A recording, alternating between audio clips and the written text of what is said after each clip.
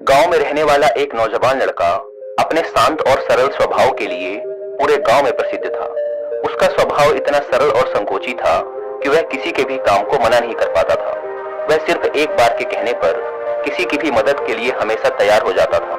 वह स्वभाव से इतना दयालु था कि उससे किसी की भी दुख और परेशानी देखी नहीं जाती थी। वह जिस प्रकार से भी किसी की मदद कर सकता था वह करने का प्रयास करता था।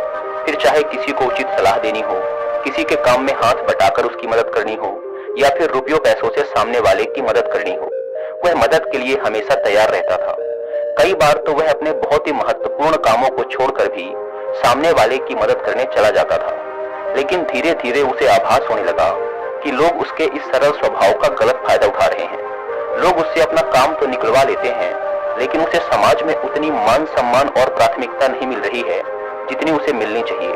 उसके घर वाले, दोस्त, रिश्तेदार और जानने वाले अपने हर छोटे बड़े काम में उसे मदद के लिए बुला तो लेते हैं, लेकिन उसे अपने रोजमर्रा के जीवन में वो प्राथमिकता, इज्जत और मान सम्मान नहीं देते जिसके वह लायक है। पिछले कुछ समय से उसे यह बात बहुत परेशान करने लगी थी। हालांकि वह अब भी लोगों की उतनी ही मदद करता था, लेकिन कहीं न कहीं वह अंदर से बहुत दुखी रहने लगा था। एक दिन ऐसे ही वह अपने घर में बैठा कुछ सोच रहा था कि तभी उसे बाहर से किसी के आने की आहट सुनाई पड़ी। उसने दरवाजे की तरफ नजर घुमाई तो देखा कि उसी की उम्र का एक नौजवान बौद्ध भिक्षु भिक्षाटन के लिए खड़ा है। उस भिक्षु के चेहरे पर असीम शांति और अद्भुत तेज था। लड़के ने घर के अंदर से भिक्षा लाकर भिक्षु के भिक्षा पात्र में डाल दी और उनके जाने का इंतजार करने लगा। लेकिन वह नौजवान भिक्षु पूरी शांति और एकाग्रता से उस लड़के के चेहरे की तरफ देख रहा था। अचानक उसने लड़के से पूछ लिया, तुम किसी बड़ी चिंता में दिखाई पड़ रहे हो। पहले तो लड़के ने भिक्षु के प्रश्न को टालने का प्रयास किया, लेकिन फिर उनके बार बार पूछने और उनके शांत चित्त से प्रभावित होकर लड़के ने अपना दुख बौद्ध भिक्षु को बताना शुरू कर दिया। उसने कहा, मैं हर किसी की मदद के लिए तैयार रहता हूँ, मैं हर किसी के लिए उपस्थित रहता हूँ, लेकिन लोग मेरी उपस्थिति को महत्व नहीं देते। समाज में ना तो मुझे और ना ही मेरी जरूरतों को प्राथमिकता दी जाती है। मुझे मेरे अच्छे कामों का श्रेय भी कभी नहीं मिल पाता। इतनी मदद करने के बाद भी लोग मेरी उपस्थिति को जानबूझकर नजरअंदाज कर देते हैं। मुझे कभी भी मेरी अच्छी नीयत और अच्छे काम के लिए उचित मान सम्मान और श्रेय नहीं दिया जाता, और ये सब मेरे अपने परिवार वालों, दोस्तों और रिश्तेदारों के द्वारा किया जाता है, जिस वजह से मैं बहुत ही ज्यादा आहत और दुखी हूँ। बौद्ध भिक्षु ने उस नौजवान की बात पूरे ध्यान से सुनी और कहा, फिर तो तुम्हें मेरे साथ मेरे गुरु के पास चलना चाहिए। आज आश्रम में हमारे गुरु इसी विषय में प्रवचन देने वाले हैं कि बिना मांगे समाज में उचित मान सम्मान और इज्जत कैसे हासिल करें। वह लड़का भिक्षु के साथ उनके आश्रम चलने के लिए तैयार हो जाता है। जब तक वह दोनों आश्रम पहुंचते हैं तब तक गुरु के प्रवचन देने का समय भी शुरू हो जाता है। तो वह लड़का पहले से कतार लगाकर बैठे छात्रों के पीछे जाकर बैठ जाता है। इसके थोड़ी देर बाद गुरु भी अपना आसन ग्रहण कर लेते हैं। गुरु योग, ध्यान और दर्शन शास्त्र के साथ साथ मानवीय स्वभाव और मनोविज्ञान के भी विशेषज्ञ थे। गुरु ने क्षण भर के मौन के बाद अपना प्रवचन शुरू किया। उन्होंने कहना शुरू किया, क्या आप लोगों ने कभी खुद को ऐसी स्थिति में पाया है जहां आपको लगा हो कि आप दूसरों के लिए प्राथमिकता नहीं है? क्या आपने कभी ऐसे समय का सामना किया है जब आपने बहुत बढ़िया काम किया हो, या फिर आपके पास बहुत अच्छी योजना रही हो जिस पर चलकर ही पूरा काम हुआ हो, या फिर आपने सच में किसी का बहुत ही महत्वपूर्ण काम किया हो लेकिन आपको उसका श्रेय नहीं दिया गया? मुझे पता है ऐसे पलों का सामना करना बहुत मुश्किल होता है। दुर्भाग्यवश कई बार जब हम सही दिशा में भी काम कर रहे होते हैं, ऐसा काम कर रहे होते हैं जो सभी के लिए अच्छा होता है और खुद को दूसरों की मदद के लिए उपलब्ध करा देते हैं, लेकिन लोग हमारी उपस्थिति और प्रयासों को उतना महत्व नहीं देते या फिर महत्व न देने का दिखावा करते हैं। यहाँ तक कि जब आप ऐसे लोगों को खुश करने का प्रयास करते हो जो आपको महत्व नहीं देते, तो ऐसे प्रयासों के बाद आपको और दुखी मिलता है। निश्चित रूप से ऐसे पल व्यक्ति को अंदर से हिला देने वाले होते हैं, और ये स्थिति और भी खराब तब हो जाती है जब ऐसा करने वाला हमारा कोई अपना करीबी हो, जैसे परिवार के लोग, दोस्त या जीवन साथी। वैसे तो हमें किसी से भी मान सम्मान और पहचान की उम्मीद रखनी ही नहीं चाहिए, क्योंकि यह हमारे नियंत्रण के बाहर है, और ऐसी उम्मीद रखने से ज्यादातर समय दुख और निराशा ही हाथ लगती है, क्योंकि ऐसी उम्मीदें कभी पूरी नहीं होती। लेकिन क्या हो अगर मैं कहूँ कि ऐसे कुछ तरीके हैं जिनका उपयोग करके आप किसी के भी जीवन की प्राथमिकता बन सकते हो। और समाज में वो मान सम्मान और पहचान हासिल कर सकते हो जिसके आप लायक हो। आज के प्रवचन में मैं तुम्हें 9 ऐसे सफल तरीके बताऊंगा जिनका उपयोग करके आप ये निश्चित कर सकते हो कि आप उन लोगों के जीवन की प्राथमिकता बने रहो जिनसे आप प्रेम करते हो, जिनकी परवाह करते हो या जिनके लिए आप चाहते हो कि आप उनके जीवन की प्राथमिकता बने रहो। तो मेरी इन 9 बातों को ध्यान से सुनना। पीछे बैठा हुआ नौजवान लड़का पूरे ध्यान से गुरु की बातें सुन रहा था। गुरु ने कहना जारी रखा, पहला नियम, खुद को खोने का डर पैदा करो। यह सबसे शक्तिशाली मनोविज्ञान तकनीकों में से एक है जिसका उपयोग आप किसी के भी जीवन में अपना महत्व बढ़ाने के लिए कर सकते हैं। खुद को खोने का डर पैदा करके आप सामने वाले को मजबूर कर सकते हैं कि वह आपको भी अपने जीवन में उचित प्राथमिकता दे। लोग अक्सर नई चीजों को पाने के लिए उतना उत्साहित नहीं होते जितना जो उनके पास है उसे खोने से डरते हैं। इसीलिए अगर आप चाहते हैं कि सामने वाला आपको अपनी प्राथमिकताओं वाली सूची के शीर्ष पर रखे तो उनके दिमाग में तुम्हें खो देने का डर पैदा करो और ऐसा करने के लिए खुद को उनसे भावनात्मक रूप से दूर करना शुरू कर दो। अपनी भावनाओं और व्यक्तिगत बातों को उनसे साझा करना बंद कर दो। अपना समय और ऊर्जा दूसरे लोगों के साथ भी बांटना शुरू करो। यह चीज उन्हें महसूस करवाएगी कि अब वो तुम्हारे लिए उतने महत्वपूर्ण नहीं रहे जितने पहले थे। यह एक बहुत ही शक्तिशाली तकनीक है, लेकिन इसका उपयोग बहुत ही सावधानी से किया जाना चाहिए, क्योंकि अगर आप उनसे बहुत ज्यादा दूरी बना लेते हैं तो हो सकता है कि वो आपको वापस पाने की कोशिश करना ही छोड़ दें। इसीलिए आपको इस तकनीक का उपयोग बुद्धिमानी से और संतुलन में करना चाहिए। दूसरा नियम, अपनी उपस्थिति को कम करो। आपने अक्सर देखा होगा कि जो चीज कम मात्रा में होती है उसकी कीमत अपने आप बढ़ जाती है, और यही प्रकृति का भी नियम है कि जो चीज जितनी कम उपलब्ध होगी वो उतनी ही मूल्यवान बन जाएगी, और यही नियम मानवीय संबंधों पर भी लागू होता है। इसीलिए अगर आप चाहते हैं कि लोग आपकी इज्जत करें और आपकी उपस्थिति को महत्व दें तो आपको अपनी उपस्थिति को कम करना होगा, क्योंकि आप जितना ज्यादा उपस्थित रहेंगे आपकी उपस्थिति का महत्व उतना ही कम होता चला जाएगा और लोग आपको हल्के में लेना शुरू कर देंगे। लेकिन इसका मतलब ये नहीं कि आपको सिर्फ तभी उपस्थित होना है जब इसमें आपका फायदा हो या फिर आपका कोई काम बन रहा हो, बल्कि अगर आपने सामने वाले के हर छोटे बड़े काम में उपस्थित होने की आदत बना ली है तो अब समय है खुद को प्राथमिकता देने का, ये संदेश देने का कि उनसे बाहर भी आपकी एक दुनिया है। आपका समय सिर्फ उनके लिए नहीं है और ना ही आप सिर्फ उनका इंतजार कर रहे हैं। सिर्फ यह एक आदत सामने वाले की नजरों में आपके समय और उपस्थिति का महत्व कई गुना बढ़ा देगी। दोस्तों, क्या आप भी लोगों को खुश करते करते थक गए हैं? क्या आप भी एक नाइस पर्सन हैं लेकिन लोग आपके वैल्यू नहीं समझते और आपको इक्वली ट्रीट नहीं करते? अगर ऐसा है तो सुनिए कुकुरम पर यह हिंदी ऑडियो बुक जिसका नाम है स्टॉप पीपल प्लीजिंग। ये ऑडियो बुक आपको सिखाएगी अपनी खुद की प्रायोरिटीज को पहचानने का तरीका। इसे आज ही सुनिए और खुद के लिए जीना सीखिए। अब तक लाखों लोग कुकुरम पर अपनी पसंदीदा ऑडियो बुक सुन चुके हैं और उससे मिलने वाली नॉलेज को यूज करके अपनी लाइफ में पॉजिटिव इंप्रूवमेंट भी लाए होंगे। लेकिन अगर आपने अब तक कुकुरम के ऑडियो बुक्स नहीं सुने हैं तो अब आपके लिए कुकुरम ने 7 दिनों का फ्री ट्रायल शुरू किया है। इन 7 दिनों के दौरान आप इस प्लेटफॉर्म का कोई भी शो सुन सकते हैं, वो भी बिल्कुल मुफ्त में। यानी कि 7 दिनों तक आपको कुकुरम के 10,000 से भी ज्यादा ऑडियो शो का एक्सेस मिल जाएगा, वो भी कंप्लीटली फ्री। तो फिर देर किस बात की, अभी इस सुविधा का लाभ उठाओ और इस एक्सक्लूसिव ऑफर को अपने दोस्तों और परिवार वालों से भी शेयर करो, क्योंकि यह ऑफर सिर्फ 31 मार्च रात 12 बजे तक ही वैलिड है। लेकिन याद रखें, 7 दिनों बाद आपको इनके मंथली फी से चार्ज किया जाएगा, जो कि 99 रुपीज पर मंथ है।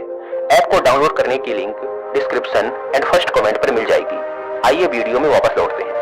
गुरु ने आगे कहा, तीसरा नियम, अपने व्यक्तित्व को रहस्यमय बनाएं।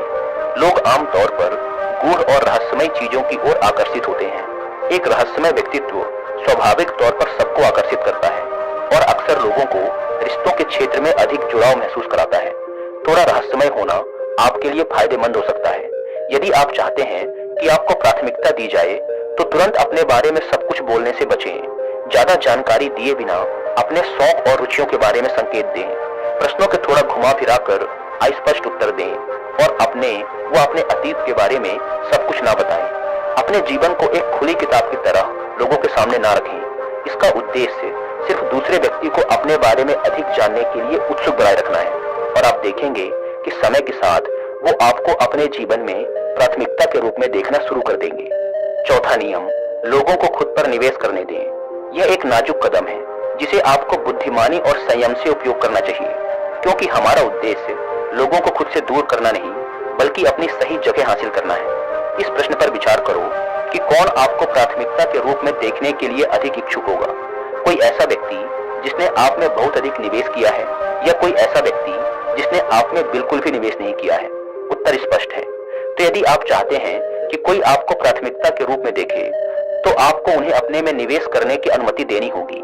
यह कई तरीकों से किया जा सकता है। उदाहरण के लिए, उन्हें अपना समय आप पर निवेश करने दें, उनकी भावनाओं को अपने से जुड़ने दें, केवल उन झूठी उम्मीदों को बढ़ावा ना दें जिन्हें आप जानते हैं कि आप पूरा नहीं कर पाएंगे। साथ ही यह भी दिखाएं कि आपका समय मूल्यवान है, हमेशा उपलब्ध ना रहें और कभी कभी उन्हें भी आपका इंतजार करने दें। आपका यह व्यवहार सामने वाले को यह संदेश भेजेगा कि आप खाली और फालतू नहीं हैं, और अगर उन्हें आपका समय और ध्यान चाहिए तो उन्हें भी प्रयास करना पड़ेगा। इससे सामने वाला आपको गंभीरता से लेगा और आपको प्राथमिकता देना शुरू कर देगा। लेकिन याद रहे कि इस तकनीक का उपयोग समझदारी से करना होगा। इसकी अति ना करें, अन्यथा परिणाम आपकी इच्छा के विपरीत हो सकता है। 5वां नियम, खुद को और अपनी जरूरतों को प्राथमिकता दें। इसका मतलब स्वार्थी होना नहीं है। खुद को प्राथमिकता देने का मतलब है स्वयं को ऐसी जगह पर ना होने देना जहां आप एक प्राथमिकता नहीं है। उदाहरण के लिए, अगर आप जानते हैं कि कोई आपको उतनी इज्जत नहीं दे रहा है जितनी उसे आपको देनी चाहिए, तो फिर ऐसे इंसान से क्यों इतनी नजदीकियां बढ़ाना? ऐसे लोगों के बीच रहकर जो आपको अपनी प्राथमिकता मानते हैं और महत्व देते हैं, ज्यादा संभावना है कि दूसरे भी आपको उचित सम्मान देना शुरू कर दें, और आपका अपनी नजरों में जो आत्मसम्मान बढ़ेगा वो अलग से। गुरु ने आगे कहा, आप सबका ये समझना जरूरी है कि आप स्वयं के प्रति दूसरे व्यक्ति की भावनाओं को नियंत्रित नहीं कर सकते। आप स्वयं के प्रति केवल खुद की भावनाओं को नियंत्रित कर सकते हैं। इसीलिए यदि आप किसी के जीवन में प्राथमिकता बनना चाहते हैं तो सुनिश्चित करें कि पहले आप अपने जीवन में प्राथमिकता बने। 6वां नियम, किसी को भी अपने जीवन का केंद्र मत बनाओ। किसी को भी अपने दिमाग में इतना बड़ा मत बनाओ कि वो आपके जीवन का केंद्र बिंदु बन जाए, कि जब तक वो इंसान आप पर ध्यान न दे, आपकी तारीफ न करे, आपको खुशी नहीं मिलती। अगर उस इंसान ने कह दिया कि आज आप अच्छे लग रहे हैं या आपने ये काम अच्छा किया है, तो आप खुश हो जाते हो। लेकिन अगर किसी दिन उसी इंसान ने कह दिया कि आप ठीक नहीं हो या आपका ये काम मुझे पसंद नहीं आया, तो आप दुखी हो जाते हो। अगर आपने इस स्तर तक किसी और को अपने जीवन का नियंत्रण दे रखा है, आपने उसको इतना बड़ा बना रखा है, तो खुद को दुखी करने की व्यवस्था आपने खुद कर रखी है, क्योंकि आपकी भावनाओं की चाबी उस व्यक्ति के हाथ में है। वो जब चाहे आपको खुश कर सकता है और जब उसका मन करे वो आपको दुखी भी कर सकता है। कोई भी इंसान कभी भी ऐसे व्यक्ति को गंभीरता से नहीं लेता जब उसे पता चल जाता है कि सामने वाला मेरे ध्यान और परवाह का भूखा है। इसके विपरीत, जब लोगों को ये लगने लगता है कि आपको उनके ध्यान की परवाह नहीं है, तो वो आपकी तरफ और आकर्षित होते हैं और समय के साथ आपको और भी महत्व देने लगते हैं। 7वां नियम, हमेशा बातचीत शुरू करने वाला व्यक्ति बनना बंद करो। अगर आप ऐसे व्यक्ति हैं जो हमेशा खुद सामने वाले से बातचीत की शुरुआत करते हैं, तो अपनी इस आदत पर लगाम लगाइए। यह नियम कुछ लोगों को अजीब लग सकता है, क्योंकि अगर हम किसी के जीवन में प्राथमिकता बनना चाहते हैं, तो क्या हमें बातचीत की शुरुआत करने वाला व्यक्ति नहीं बनना चाहिए? तो इसका जवाब है नहीं, क्योंकि जब आप हमेशा बातचीत की शुरुआत करने वाले व्यक्ति बन जाते हैं, तो सामने वाला आपको हल्के में लेना शुरू कर देता है। वह इस बात का आदी हो जाता है कि बातचीत की शुरुआत आप ही करेंगे, इसीलिए वह अपनी तरफ से कोई भी प्रयास करना बंद कर देता है और आपको कम महत्वपूर्ण समझना शुरू कर देता है। तो फिर समाधान क्या है? समाधान है कि पहले से बातचीत शुरू करना बंद कर दो और परिणाम देखो। यदि दूसरा व्यक्ति वास्तव में आपकी परवाह करता है, तो वो आपसे संपर्क करने का प्रयास जरूर करेगा। 8वां नियम, अपनी खुशी खुद बनाओ। अगर आप किसी के जीवन की प्राथमिकता बनना चाहते हैं, तो यह सबसे जरूरी है कि आप अपनी खुशी खुद ढूंढें, ना कि किसी पर अपनी खुशी के लिए निर्भर करें। हालांकि किसी ऐसे व्यक्ति पर अपनी खुशी के लिए निर्भर करना बहुत आसान होता है जो हमें अच्छा महसूस कराए, लेकिन अपनी खुशी के लिए ऐसे व्यक्ति पर निर्भर रहना भविष्य में आपकी निराशा का कारण भी बन सकता है, क्योंकि वह व्यक्ति कभी न कभी आपसे दूरियां जरूर बनाएगा।